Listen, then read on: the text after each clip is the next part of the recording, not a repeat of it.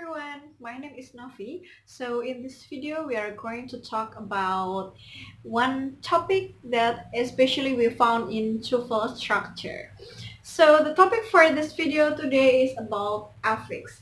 Jadi, di video ini kita akan membahas tentang apa itu affix dan bagaimana menjawab soal-soal yang berkaitan atau yang menggunakan materi affix ini. So goes to the definition first. So affix is a kind of grammatical section or grammatical segment where we can add several letters and it can produce a new form and derive a new meaning. Jadi, affix adalah ketika beberapa huruf ditambahkan dalam sebuah kata kemudian mengganti kata yang lain dan membentuk kelas kata yang baru. Nah, sebelum kita mulai, aku akan memberikan gambaran terlebih dahulu tentang bagaimana sih soal-soal tentang affix. Langsung aja, di sini kita membahas tentang salah satu soal yang jawaban A, B, C, D-nya hampir sama dan kita nggak tahu mana sih yang harus dipakai. Langsung aja ke soalnya. The city has based its blah blah blah estimated primarily on the service industry. Kemudian di jawaban pertama atau A kita ada grows, and for the second one also we have grow, and the third one or C we have grew and the last one is grown. Nah, contoh-contoh soal seperti ini yang kita akan bahas apa sih bedanya dan gimana kita cara menjawabnya. Langsung aja kita goes to tipe-tipe dari affix. Di affix sendiri memiliki 3 tipe. Yang pertama adalah prefix, yang kedua adalah infix, and for the last one is suffix. So prefix is a grammatical section or a set of letter where we can add in front of root base and it can create a new meaning and derive a new form. Jadi prefix adalah ketika ada beberapa kata yang ditambahkan di depan, kemudian dia bisa merubah arti dan juga merubah kelas kata. Ini ya contohnya tentang jenis-jenis prefix yang mungkin akan keluar di soal-soal TOEFL. So goes to the first example. For example, we are talking about something that mau itu overrated, overworked, and overheated, overjoy, atau apapun itu yang berkaitan dengan over, bermakna sesuatu yang berlebihan. Seperti itu. So second types of affix is about infix. Infix is a kind of word that we can insert within the root words and it can change a meaning and create a new form. Jadi infix adalah ketika kita menambahkan beberapa huruf di tengah-tengah kata dasar atau root word, kemudian ini akan membentuk kelas kata baru ataupun makna yang baru. Mungkin dalam bahasa Inggris ini memang jarang, tapi memang sesekali ada beberapa kata yang diselipkan di tengah dan dia akan membuat makna baru. Salah satu contoh adalah penggunaan as ketika menyebutkan mother-in-law. So, kalau kita mau mengekspresikan mother-in-law, for the right one is not mother-in-laws, but mothers-in-law. So, it means we insert as within the root word. We add or insert as after the word of mother, with which it was in the middle of the root base. Jadi dia insertkan atau disisipkan di tengah-tengah kalimat itu sendiri. Begitulah contoh penggunaan infix. The third one is suffix. Suffix is a kind of several letters which we can add behind or after the root word and it can create new form and derive new meaning. Jadi suffix adalah ketika kita menambahkan beberapa huruf di belakang, kemudian dia akan merubah arti atau merubah kelas kata pada sebuah kata. Kita kasih contoh. Misal kita punya kata sifat atau adjektif yang berakhiran dengan full, beautiful, skillful, handful, dan lain sebagainya. Itu adalah salah satu contoh penggunaan suffix. Nah, sebelum kita mampu mengklasifikasikan affix itu sendiri, mari kita lihat bagaimana atau tips cara mengerjakan soal structure tentang affix. Yang pertama, mungkin kalian bisa catat ini dulu juga. Yang pertama adalah kalian harus memahami subjek, predikat, objek, dan kata keterangan. You need to understand first which belong to subject, which belong to predicate, and which belong to object and also adverb. Because some of the TOEFL tests, they are asking about the blank space and the blank space which need to fill with subject, predicate, or object. Jadi, di soal-soal TOEFL ini, kebanyakan yang ditanyakan adalah di bagian subjek, predikat, objek, dan juga keterangannya. Ketika kalian tahu mana bagian yang rumpang, otomatis kalian akan tahu mana kata yang tepat untuk dijawab atau dimasukkan ke dalam bagian rumpang tersebut. Jadi, SPO atau subjek, predikat, objek seperti sebuah dua pulau yang akan digabungkan dengan sebuah jembatan. Kita misalkan pulau A ini adalah subjek dan pulau B adalah objek. Kemudian kita harus selalu membutuhkan jembatan yang kita sebut dengan verb.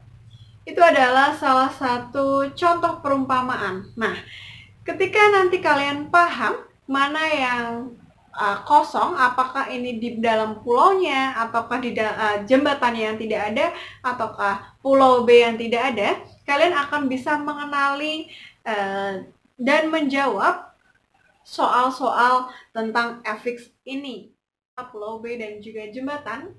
Mari kita langsung pergi ke soal yang sebelum ini. The city has based its blah blah blah estimated primarily on the service industry. Nah, kita tahu mana sih yang subjek? Yang subjek adalah, ya betul, the city. The city has base. As we know that has base is verb, so it belongs to predicate. Jadi has base adalah predikat.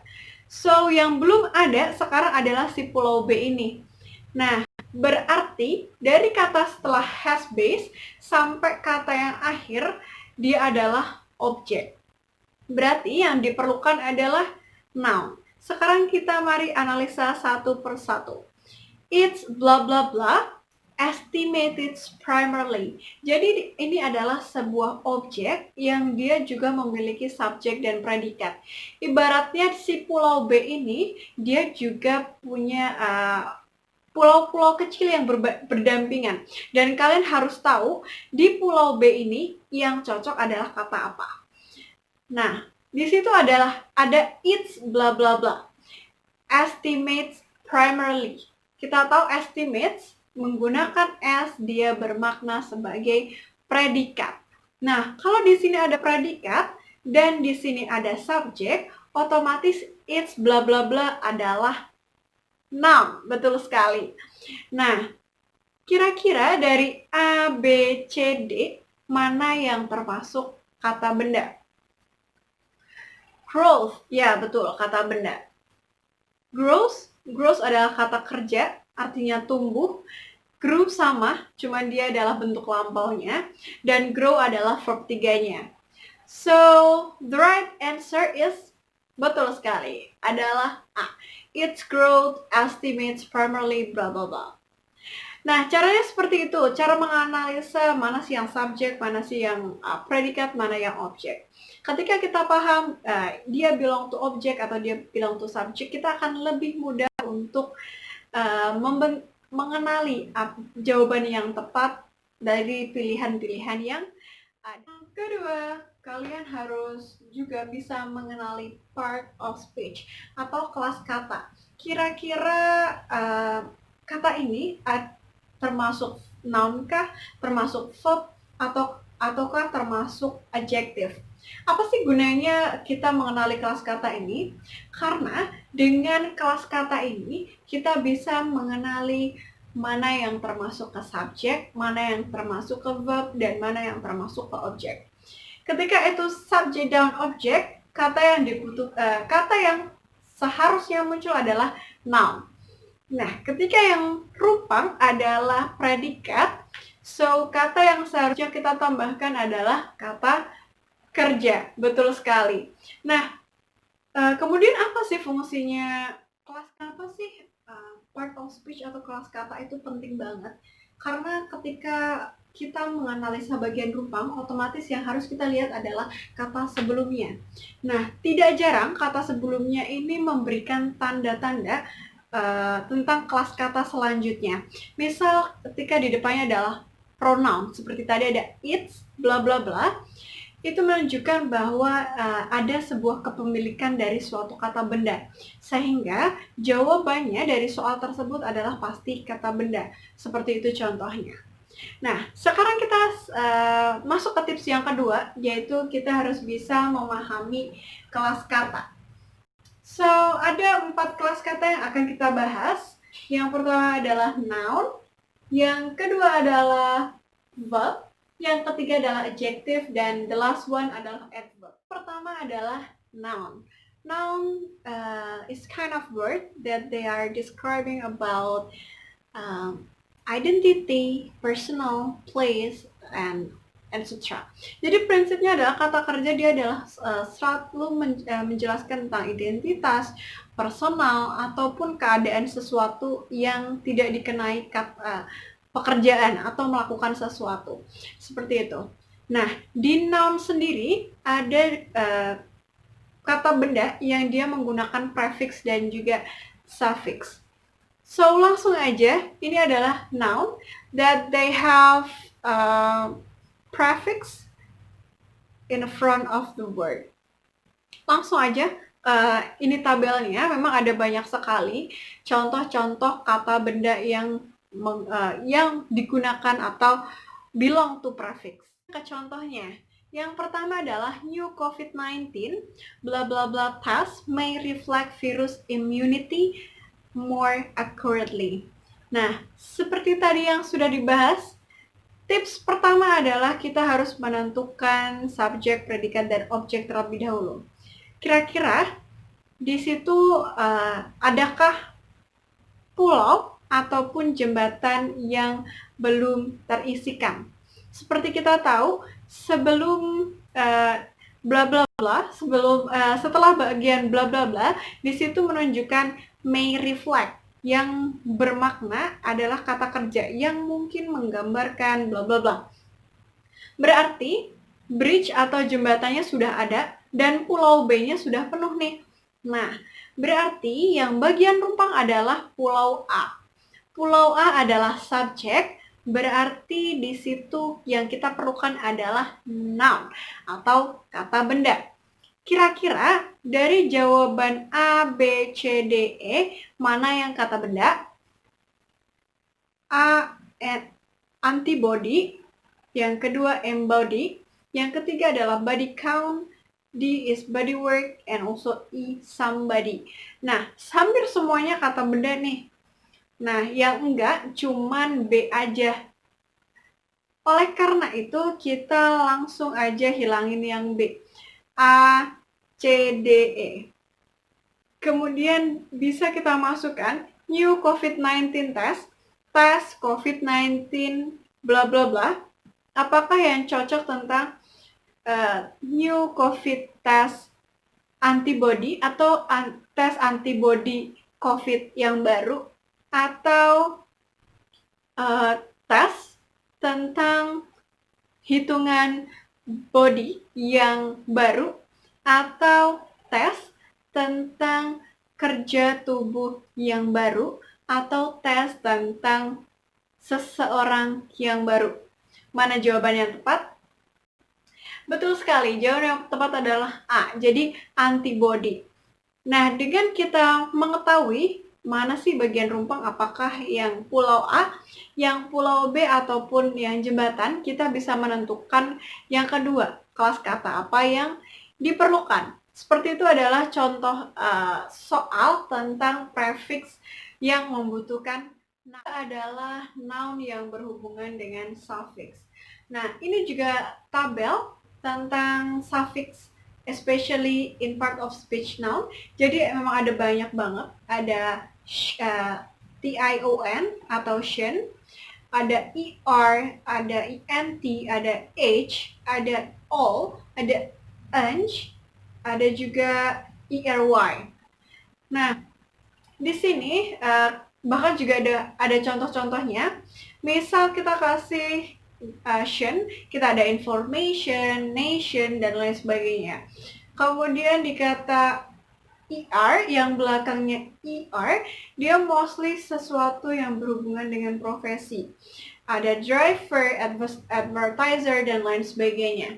Nah, karena banyak banget, mungkin kalian bisa baca sendiri di sini. Dan satu lagi, kalian tidak perlu menghafalkan, cukup kalian memahami dan sering mengerjakan soal. Contoh soal supaya kita semakin jelas. It is blah blah blah that he doesn't know anything about maths. Jangan lupa kita harus menentukan dulu mana yang pulau A, jembatan, dan juga pulau B. Nah, pulau A sudah ada it, kata pengganti. Kemudian ada is, yang dimana dia adalah auxiliary verb, yang bisa dikategorikan sebagai predikat. So, berarti yang harus kita jawab adalah tentang objek. Nah, because objek ini adalah harus memiliki kelas kata noun, berarti jawaban yang tepat adalah yang mana kira-kira? Dari A, B, C, D. Yang tadi sudah disebutkan dia termasuk suffix dan ada ciri-cirinya.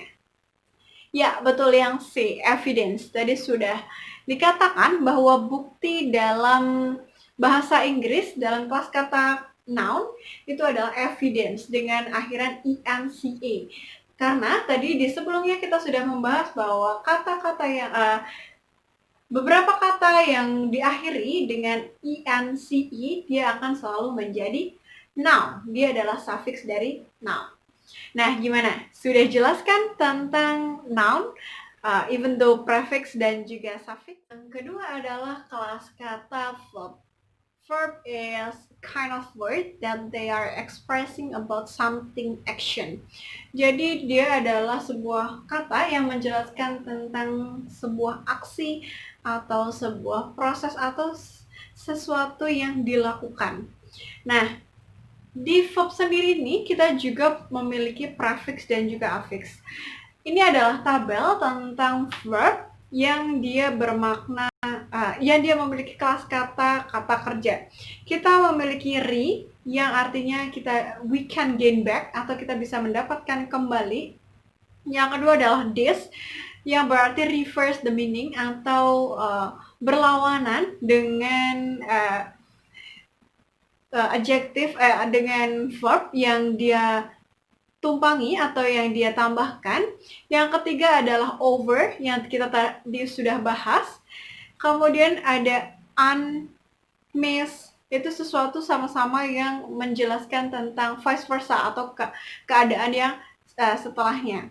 Nah, seperti biasanya karena di sini banyak banget, kalian bisa belajar sendiri. Sekarang kita akan lanjut ke latihan soal. Much as bla bla bla, harusnya di sini ada C ya. Much as she bla bla bla going to funeral, she know have to be there. Nah, kalau ada subjek, sudah ada pulau A dan ada pulau B to funeral atau upacara kematian, berarti yang dibutuhkan adalah jembatannya. So, kira-kira mana yang jembatannya nih dari A, B, C, D, E? Benar banget, karena semuanya mirip, semuanya bermakna kata kerja. Hanya satu, unlucky saja yang bukan termasuk kata kerja. Jadi kita bisa masukin satu persatu. Sebanyak discredit atau as much see discredit going to funeral, gak nyambung. Yang kedua adalah as much as see dislike, sebanyak apapun dia tidak menyukai pergi ke upacara pemakaman, dia tahu bahwa dia harus ke sana. Cocok kan? Tapi kita lihat dulu yang lain. Nah, di sini ada unlike. Kita bahas sedikit apa sih bedanya unlike dan dislike. Kalau dislike, dia adalah kata kerja yang menyatakan tidak suka. Tapi kalau unlike, dia maknanya tidak seperti. Nah, di sini juga saat kita mencocokkan sebanyak tidak seperti, dia akan pergi ke upacara pemakaman. Nah, tidak nyambung kan? Kemudian kita lanjut ke disadvantage. Sebanyak dia tidak memanfaatkan untuk pergi ke upacara pemakaman, nah tidak nyambung juga kan? Berarti jawaban yang tepat adalah yang B, dislike. Sebanyak apapun dia tidak menyukai pergi ke pemakaman, she knew she had to be there. Dia tahu bahwa dia harus di sana. Lanjut, ini adalah tabel tentang suffix yang masuk ke dalam verb atau kelas kata kerja. Nah, di sini ada ate, eyes, kemudian li, ada juga an. Kemudian eyes kita tahu ada stabilize, kemudian characterize, symbolize, dan lain sebagainya. Kemudian di ate kita ada differentiate, liquidate, dan lain sebagainya. Langsung aja ke soalnya yang kita bahas. Government policy would they allege it blah blah blah an absolute and objectionable monopoly. Nah, kira-kira di sini kata yang paling tepat yang mana? The government policy atau kebijakan pemerintah yang diduga bla bla bla, otomatis pulau A-nya sudah ada nih, kebijakan pemerintah yang diduga bla bla bla, an absolute sebuah sesuatu monopoli yang tidak terbatas dan objectionable. Nah, kira-kira di sini sudah ada objek, sudah ada subjek, berarti yang dibutuhkan adalah betul, kata kerja. Nah, kira-kira dari creature, create, created, creation, and creative, so which one that belong to a verb? That's correct. There's two verbs here, create and also created. However, we need to analyze first whether this context has been past or is still in a recent day. We need to understand first that this kind of sentences is talking about fact. And if we are talking about fact, we need to use simple presence. So the best answer is yes, correct. B. Third one is adjective. So basically, adjective is kind of word that they are describing about noun. Jadi untuk mengetahui ciri-ciri kata sifat adalah dia selalu menjelaskan kata benda. Seperti itu. Nah, di sini adalah contoh prefix yang dia menggunakan, yang dia termasuk dalam kelas kata adjective. Notice that mostly all of the prefix in adjective they have vice versa meaning. Jadi kebanyakan prefix dari kata kerja dia memiliki kata yang berlawanan atau makna yang berlawanan. Seperti ada unhappy, unpredictable adalah sesuatu yang bermakna tidak atau berkebalikan dengan keadaan yang sebenarnya atau sifat yang sebenarnya. Kemudian yang kedua adalah im. Im ada impossible, ada lawan kata dari possible yang juga bermakna negatif. Kemudian non, non-fiction, disloyal, dan lain sebagainya. Nah, jadi lebih mudah untuk mengetahui bahwa adjektif yang memiliki prefix dia selalu berkecenderungan memiliki arti negatif atau lawan dari adjektif yang sebenarnya. Forest government in producer countries very poor and laws in place are lax at addressing blah blah blah lodging concern. So artinya adalah tata kelola hutan di negara produsen sangat buruk dan undang-undang yang ada lemah menangani bla bla bla masalah penebangan. Nah, di sini pilihannya sama-sama legal, yaitu tentang hukum. Cuman ada legal legally, illegal, legalized, and also legality. Nah, di kata sebelumnya atau kata setelahnya dia ada lodging concern. So it means lodging concern adalah salah satu bentuk noun. Berarti si hukum ini menjelaskan tentang kata benda dari masalah penebangan. Berarti dari sekian banyak yang termasuk dalam adjektif adalah yang betul sekali, C, illegal atau masalah penebangan yang tidak sah secara hukum, illegal lodging concern. Yang terakhir adalah tentang adverb. Adverb is kind of word that they are describing about verb. So, jadi kata keterangan adalah sebuah kata yang dia menjelaskan kata kerja, menerangkan kata kerja. Nah, mungkin adverb tidak sebanyak kelas kata yang lain, tapi di sini di tabel kita juga akan tunjukkan contoh-contoh prefix dan suffix yang memiliki kelas kata adverb. Langsung aja, karena kalian sudah ada tabel di sini dan aku yakin kalian bisa mempelajarinya sendiri. Langsung aja kita ke soal. Customers blah blah blah pay full price for software programs since most of software is available through catalogs and also discount stores.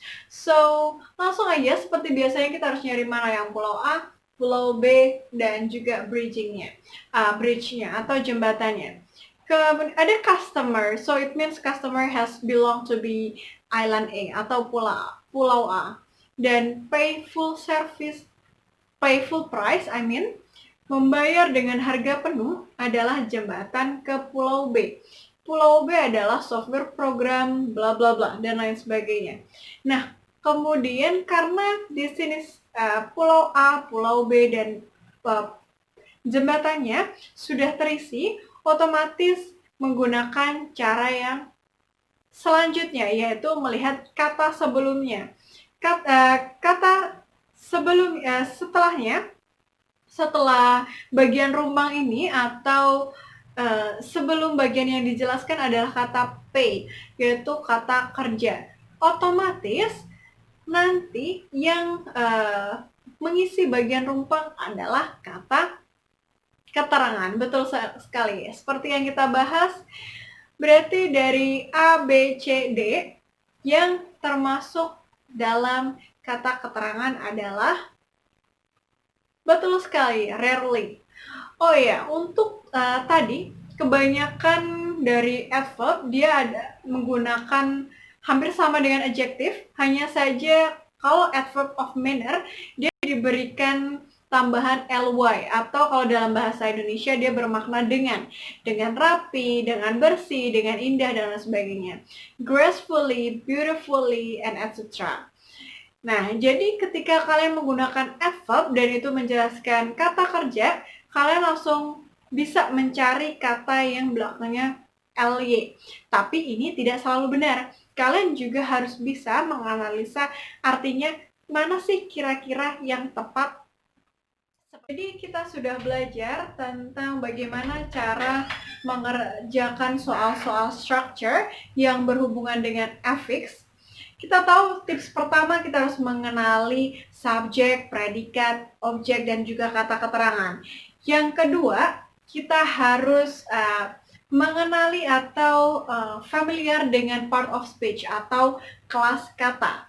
Yang ketiga, kita harus melihat kata setelahnya atau kata sebelumnya pada bagian rumpang. Dan yang terakhir adalah sering-sering latihan agar kita familiar dengan jenis-jenis affix. Nah, sekian video untuk kali ini. Semoga bermanfaat dan good luck untuk tes TOEFL kalian. Goodbye.